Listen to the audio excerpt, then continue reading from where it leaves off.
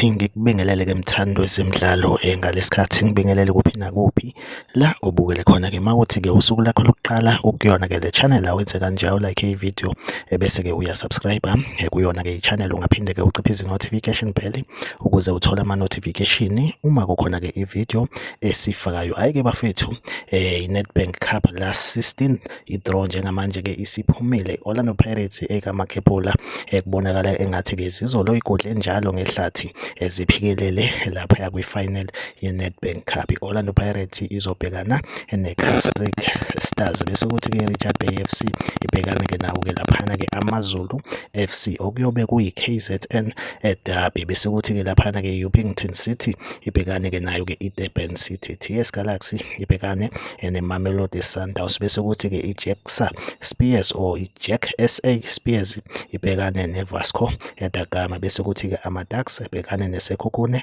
United. Golden Arrows izobhekana ne-Stellenbosch FC bese kuthi-ke i-Milford FC ibhekane nayo-ke laphana-ke iMkhambathi FC. Yona-ke i-last 16 draw ye-Nedbank Cup. Like ividiyo, subscribe kwi-channel, mina nawe ngizohlezi ngikhona ngikwethulela-ke zona-ke ezemidlalo ikakhulukazi ama-transfer news kuyona-ke i-Betway Premiership. Okwamanje-ke ividiyo yethu asiyibambe la, nisale kahle.